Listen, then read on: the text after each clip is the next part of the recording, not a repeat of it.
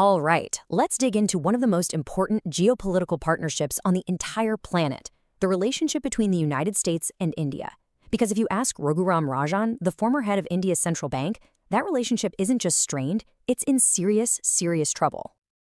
I mean, wow, that statement is about as blunt as it gets. These are the exact words of Raghuram Rajan, and get this, he said them while speaking at an event inside the United States. It's a really powerful claim, and honestly, it's the key to understanding this whole situation. So you have to understand, this wasn't just some off-the-cuff remark. Rajan is arguing that this conclusion, this deep-seated mistrust, is based on a glaring and frankly a pretty baffling contradiction right at the very heart of American policy toward India. And he makes it clear that this isn't just about governments and politicians.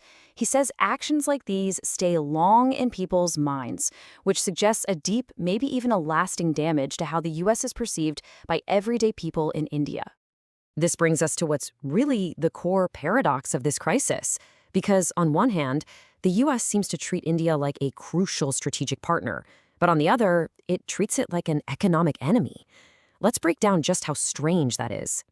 So here's the main grievance. According to the data Rajan is pointing to, India, a supposed friend and strategic ally, is facing higher tariffs from the U.S. than any other nation in the world. And yeah, you heard that right, even higher than China, the country so often framed as America's #1 competitor. Just look at that number, 50%, a staggering 50% tariff rate. This is the economic reality that India is getting from its supposed partner. And now for some really critical context, let's compare that to India's neighbor, Pakistan. They're facing a tariff rate of just 19%. You can see the difference right here, and it's not a small one. It's a massive, massive gap that you can imagine is raising some really serious questions in New Delhi about what this friendship with Washington actually means.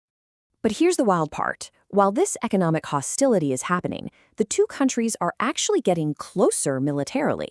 They're doing joint exercises like the Malabar Naval Exercise and working hand in hand on a shared strategy for the Indo-Pacific. So you've got these two completely opposite policies happening at the exact same time. On the left, you've got economic actions that treat India like an adversary. On the right, a military alliance that's supposed to be built on mutual trust. Rajan's whole point is simple. How can these two things possibly coexist? Sooner or later, one has to undermine the other.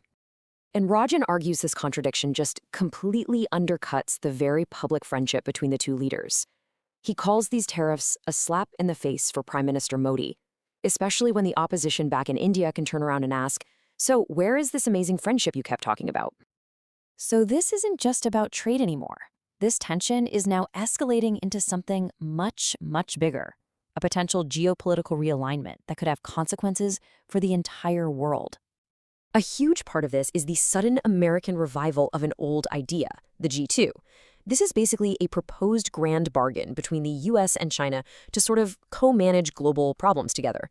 Now, for years, the US positioned itself as China's competitor, so this sudden shift toward cooperation completely changes the game for all of its allies. So you can see why this is a huge deal. This pivot to a G2 basically pulls the rug out from under India's whole foreign policy. India was betting on a world where the US and China were competing, right? Hoping to gain technology and manufacturing as the US looked for an alternative to Beijing. A US-China partnership makes that whole strategy just fall apart. And India's reaction? It's been fast and it's been pretty clear. If the US is going to pivot toward China, well, India is signaling a pivot of its own, back toward its old, time-tested ally, Russia. And this isn't just talk. In a very public, very deliberate move, India's defense minister announced that the country plans to buy more S-400 missile systems from Russia. This is a real, tangible action that sends a direct message to Washington that India is looking at all its options and won't be taken for granted. So where does all of this leave things? The relationship is clearly on the edge. The big question is, can this damage actually be repaired, or have we already seen a fundamental shift? The analysis suggests this has effectively turned back the clock on geopolitics by 2 whole decades. We're seeing things revert to an older alignment, one where the US was closer to Pakistan and India was firmly in Russia's camp. All that progress made in building the US-India partnership, it's all at risk now. For now, India is playing a high-stakes waiting game. Its strategy is to just do nothing, eat the cost of the tariffs, and not retaliate. The absolute best-case scenario for them is that the U.S. Supreme Court rules the tariffs are illegal, and they just go away. The worst case? The tariffs stick, and India is forced to the negotiating table from a really weak position. And this isn't something that can be fixed overnight. Raghuram Rajan's estimate is that even if a new U.S. president came in and wanted to repair this relationship, undoing this level of damage could take as long as 8 years. That's 2 full presidential terms. Which leaves us with the ultimate question. The economic signals scream adversary, but the military exercises scream ally. The relationship is at a critical fork in the road. And the path it takes from here, while it won't just define the future for nearly a fifth of the world's population, it could literally reshape the global balance of power for decades to come.